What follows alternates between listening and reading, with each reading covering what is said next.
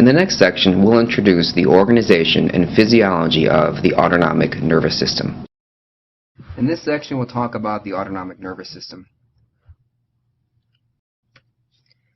The autonomic nervous system is the branch of the CNS that controls really all of our bodily functions that need to be controlled without our having to think about it. There are limited resources that we have, particularly glucose, blood, oxygen, and these resources have to be routed to particular parts of the body that need it for particular actions. And these are functions that are controlled by the autonomic nervous system. As shown in this slide, the autonomic nervous system has two general branches. There is the sympathetic division and the parasympathetic division. And also, as shown in this slide, these branches innervate virtually every organ in the body. Because as you can imagine, every organ in the body needs these resources, but the needs are different at different times of the day and under different activity levels, and it's the autonomic nervous system, or the ANS, that controls this. The breakdown of the sympathetic and parasympathetic system has a very clear functional breakdown. The sympathetic system is activated during periods of stress, particularly physical stress, whereas the parasympathetic system is one that is activated during recovery, recuperation, and during rest.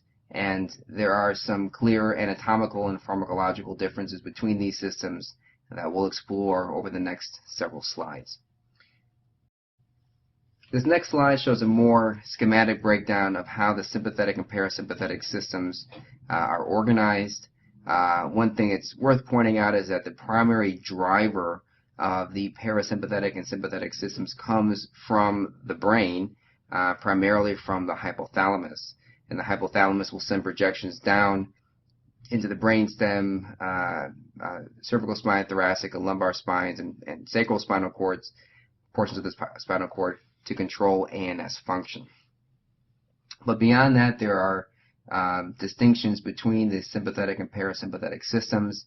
The parasympathetic system has a craniosacral organization. That is, the preganglionic axons emanate from either the brainstem or from the sacral portions of the cord, whereas the sympathetic system emanates from the thoraco and upper lumbar portions of the cord, from around T1 to about L2 or 3. Ultimately, all of these, both branches will ultimately innervate target organs, but the target organs can really vary across the body. So there are smooth muscles that are innervated, and virtually every organ of the body has some ANS representation. Hepatocytes, cells in the spleen, you name it, there's some ANS representation in those organs. Now, the way in which that innervation happens differs across these two branches. In the parasympathetic system, we have long preganglionic axons that synapse in ganglia, and then we have a short postganglionic axon. The ganglia, in the case of the parasympathetic system, are often either adjacent to or embedded within the target organs. By contrast, in the sympathetic system, the ganglia are located much more close to the spinal cord. They're either located on either side of the spinal cord in the paravertebral chains of ganglia, or sometimes they're located in front of the spinal cord in the prevertebral chains of ganglia. But in either case, they're much closer to the cord than are the parasympathetic ganglia. So in the sympathetic system, we have a short preganglionic and then a long postganglionic, which courses with the spinal nerves out to innervate the target organs. Pharmacologically, we have some similarities and some differences in these systems. The neurotransmitter used at all of the ganglia, whether or not they are parasympathetic or sympathetic, is acetylcholine, and the receptor that's activated in all these ganglia is the nicotinic cholinergic receptor. Recall, this is the ionotropic version of the cholinergic receptor. Postganglionically, there's a difference in the pharmacology in these two systems. In the parasympathetic system, acetylcholine again is released, but is activating a muscarinic type of receptor, whereas in the sympathetic system, norepinephrine is released, and norepinephrine will bind to one of several types of adrenergic receptors.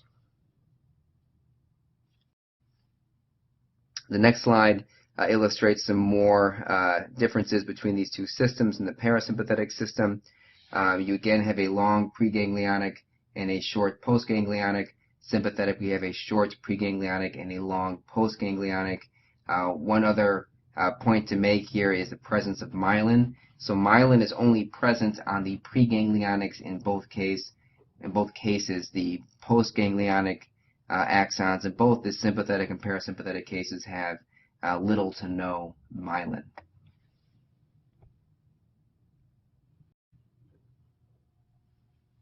In terms of the anatomical organization of the outflow of this autonomic information, there's some further differences between the sympathetic and parasympathetic. The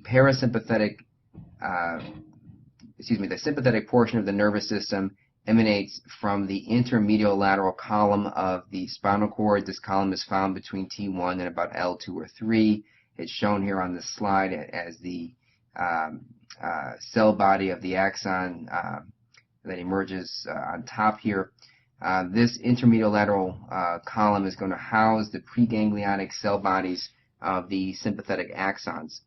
The axon will emerge through the ventral root and will join up with the spinal nerve, but instead of staying with that spinal nerve and innervating some target tissue like a blood vessel or a sweat gland, this axon will divert and will enter the paravertebral chain of ganglia.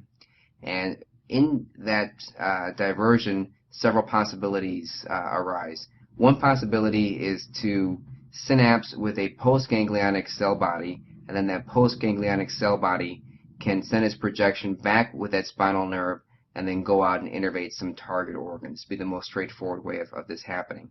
So we have a preganglionic and a postganglionic all happening at the same level. Now, one thing that's worth pointing out here, as I mentioned before, these preganglionic axons have myelin. The postganglionics do not, such that the connecting ramus, or this connecting branch for the preganglionic axons tend to appear whitish, and that's why these are called the white rami communicans, whereas the postganglionics, because they have little to no myelin, have a grayish appearance, and they're known as the gray rami communicans. An individual ramus, individually they're called, each one is called a ramus, but as a group they're called rami. Another possibility is that the preganglionic can pass directly through the ganglion and innervate, rather than a paravertebral chain of ganglia, it can innervate a prevertebral ganglion. Shown here towards the bottom is referred to as a collateral ganglion as well. We have several sets of these collateral or prevertebral chains of ganglia, things like the superior mesenteric, celiac, and inferior mesenteric ganglia will be examples here. Another possibility is that this preganglionic axon does not have to synapse at the same level that it enters these chain of ganglia. It might instead move up or down the chain of ganglia and synapse at a different level. Then a fourth possibility is it can form a synapse at the level of the paravertebral chain of ganglia and then directly exit to innervate a viscus. On the right is shown the organization of the parasympathetic division. Again, we have two different loci here. We have cranial nerves that carry parasympathetic innervation, and then we have sacral nerves that carry parasympathetic innervation. The cranial nerves that are involved are 3, 7, 9, and 10. And as shown here, there's a long preganglionic. These are the formal cranial nerves. And then, as mentioned previously, the postganglionic axons are short, often found either within or adjacent to the target organs. The sacral outflow is shown at the bottom right. Here we have a very traditional projection through the motor root, joining with the spinal nerve. There are not chains of ganglia on either side that carry this information. The synapse occurs either at or within, either near to or within the target organ, is shown on the bottom right. So to summarize the differences between the sympathetic and the parasympathetic systems, The parasympathetic system is primarily activated during periods of anabolism, where rest and recuperation is happening. These are anabolic states where you're trying to build up the stores for future use. The location of the preganglionics here are craniosacral. Again, it's cranial nerves 3, 7, 9, and 10. It's sacral nerves S2, S3, and or S4. We have long preganglionics using acetylcholine and nicotinic receptors, short postganglionics, again using acetylcholine, but using muscarinic receptors in this case. The sympathetic system is activated during catabolic or fight or flight responses. These are responses where you need to have small molecule mediators in order to allow these molecules to be utilized rapidly for energy. The location of the preganglionics is thoracolumbar, found in the intermediolateral columns in spinal segments T1 to about L2 or L3. The organization is such that the preganglionics are short axons utilizing acetylcholine and nicotinic receptors, while the postganglionics are long, utilizing norepinephrine at one of several types of adrenergic receptors, which we'll discuss in more detail in future lessons. It's important to recognize that there are sympathetic oddballs, and it's also important to recognize that oddballs tend to be a favorite source of the generation of USMLE questions. For example, certain sympathetic postsynaptic receptors are actually cholinergic rather than adrenergic, and so some examples of these would be the microvasculature of some skeletal muscle, sweat glands. We sweat as part of a sympathetic response, and the muscles at the base of the hair follicles, the erectoris pilorum muscles that contract during piloerection. These are all sympathetic responses that are driven via a cholinergic receptor. And then the adrenal medulla, which we'll talk about in some more detail later. This is really a modified sympathetic postganglionic neuron, and it releases both epinephrine and norepinephrine. And rather than being released at a synapse, they release their contents directly into the bloodstream. So we'll do a question now. Question 11. Joe Gunner is on call. It's 2 a.m. and Joe wants to sleep. Now an 87-year-old man is agitated on the ward. Joe Gunner tells a nurse to give him, the patient, 50 milligrams of diphenhydramine. At 8 a.m., Joe is called because the patient has abnormal pain and cannot urinate. What happened? A, the patient was initially agitated because of a bowel obstruction. B, the anticholinergic side effects of diphenhydramine caused acute urinary retention. C, the nurse mistakenly gave the patient an acutely nephrotoxic agent.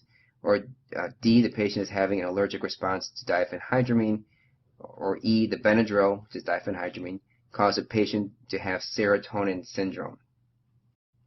Well, this actually is a quite important clinical situation to be aware of. There are many compounds that are targeted for a particular indication, such as diphenhydramine, which is an antihistamine drug, that also have anticholinergic side effects. That is, they block muscarinic cholinergic receptors. And antihistamines are a classic example of this.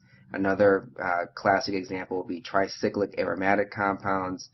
Many antipsychotics, particularly the older antipsychotics, will interact with muscarinic cholinergic receptors.